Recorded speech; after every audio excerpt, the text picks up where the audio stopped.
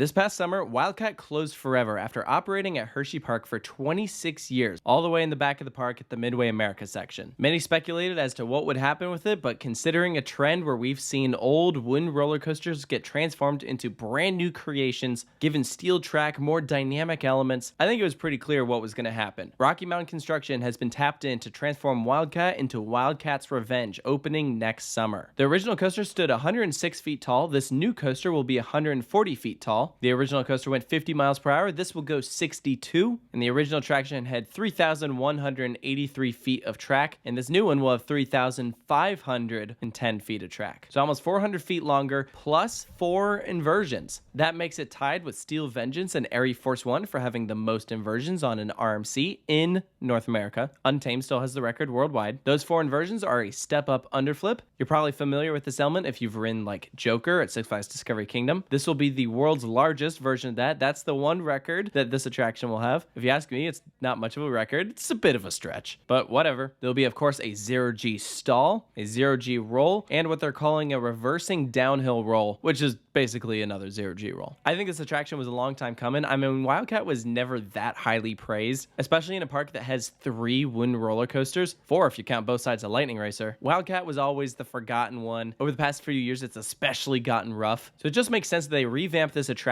And if you've been to Hersheypark, you know that they have an incredible lineup of roller coasters, and this is absolutely going to be one of them. They decided to keep the original theme of Wildcat, if you call it a theme at all. Wildcat's Revenge is a fitting name. I wouldn't call it a great name. I think it's fine. I think what will be cool though are the trains that will go along with this attraction. They will have 3 trains. Those are black, charcoal, and silver. Much like other RMCs, they'll have a 48-inch height requirement. And we also know for a fact that this attraction will be opening up in the summer of next year. And the plan is to have it open during all 4 seasons. So if you've been to Hersheypark Christmas Candy Lane, I know Wildcat was open for that. So will Wildcat's Revenge, which is very exciting. Now let's dive into this layout a bit. Now we don't have an official full point of view video from Hersheypark. You can see bits and snippets here and there, but the main things we have to go off of are these 2 renderings where you can see almost the entire layout. So based off of those images, I have compiled what I believe to be the new layout of Wildcat, which I have placed over top of the original coaster that you can see here on Google Earth. And here you can see the names of each of these elements. For the most part, it follows the original ride path. I mean, there's a couple moments that they're trimming up a bit. The big change is that they are going with one of their big steel truss lifts and opting to use the original drop as now the step-up underflip. In my opinion, this is a brilliant change. In order to make that work, they had to push back the lift hill a bit, which is why this pre-lift section is going to be longer than the original Wildcats. So we'll start over here with the station. You're going to take a left-hand turn. You have this pre-lift section. You're going to go through some kind of smaller twisted hills banking to the right before the lift hill. Think of this in the style of like what Twisted Colossus does. You'll start up your new steel lift. This is painted all black. The steel portions of this ride are going to be black with the original wood color staying on that structure. So I'm very curious to see how that blends together. The black with the red should look cool, but I don't know how it's going to look with the brown wood. So definitely should be interesting. Your first drop is an 82-degree angle, so not quite vertical, but close enough. I know a couple people were expecting something steeper. I don't mind this at all. Sometimes when you have a not quite 90-degree drop, it actually ends up being better than some vertical drops. You then go from there into your step-up underflip, which is when you rise up, flip into an inversion, and then bank downward, rise into a traditional camelback airtime hill. My guess is this will be the strongest moment of airtime. Looks like you're going to have quite a bit of speed going into that element.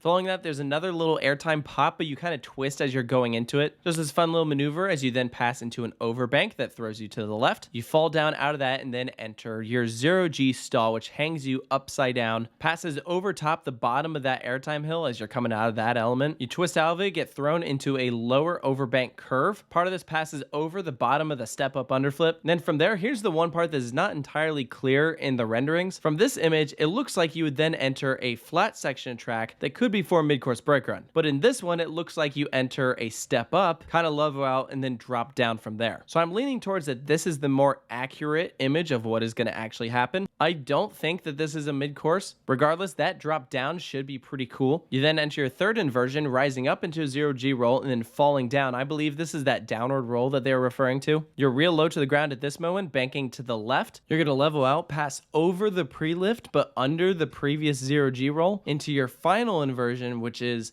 another 0G roll. So yes, those two inversions are going to cross one over top of the other, which should be pretty neat. And after that, you're over on the other side of the lift structure into a low bank. And this image actually looks very lateral heavy, like you're going to be thrown sharply to the left. Doesn't look like there's a ton of banking, so that could be very cool. I think about when Storm Chaser goes into the final brakes, something like that. And then you have some final airtime pops before the end of the ride. You can see that this is not a super airtime centric RMC. It's pretty well rounded in its elements. It's not too heavy on one specific type of moment. We've done several RMCs at this point that are kind of like that. I think about like Zadra. It will make it stand out though a bit from Air Force 1, which interestingly enough shares some very similar stats to Wildcat's Revenge. Air Force 1 will be 15 feet taller, but its drop will only be 6 feet taller. Air Force 1 will have a 1 degree steeper drop, the same number of inversions, and is only 2 miles per hour faster, but has a shorter track length. But that roller coaster is definitely more airtime focused than this one. So after that first set of brakes, you're then going to turn to the right and enter the station. On the original Wildcat, that's where you had your final set of brakes, and then it would slide forward into your load and unload area. But the original Wildcat operated with only 2 trains. Wildcat's Revenge has 3. So we're seeing a first for an RMC, and that is a load and unload area. So that final brake section of the original Wildcat is now where passengers are going to get off the train, while up ahead is where the passengers will be loading. The whole reason for this is to help with operations. I know due to some of the restraints, the fact that there's a seatbelt and a lap bar, a lot of these RMCs can have some slower dispatches, especially if you don't have as many team members over there. So hopefully this load and unload area will help with that. Now what will also really help with that is if they have multi-move in place. This means that both trains move at the same rate. You have the one in front that dispatches to go through the ride, and then the train right behind takes its place. As opposed to the train in front dispatches, that block is now clear, so then you have the train that's right behind move into place. Multi-move is important because it really helps with operations. Think about that extra time they would take where you're just standing there waiting for that train that's right behind to move into place. Okay, now the gates are open and you can go. I think this is gonna be one big experiment. It'll be interesting to see how it works out. And if it's successful, then maybe we'll see it on other RMCs in the future. I think it'll also be interesting to see if Hersheypark runs 3 trains on this consistently. If Wildcat's Revenge is going to be open all 4 seasons like the park intends, it's also possible that one of those trains is going to be used for maintenance, parts. So then more often than not, the park would be running 2 trains. Overall, though, I'm definitely excited for this. I mean, I've been wanting them to RMC this thing for as long as I can remember, so I'm thrilled that it's finally happening. I don't think that this looks like one of the strongest RMCs. To me, it looks like it'll be like mid-tier level, which isn't a bad thing at all. I love every single roller coaster that they build, but I don't think this layout quite has the wow factor that some of the other ones do. And I'm not even referring to the fact that this isn't a record breaker. I don't really care about that. I know a couple of people were disappointed that they didn't decide to go hyper level for this. I'm not surprised that they didn't, based off of the amount of space that they had to work with and the fact that this coaster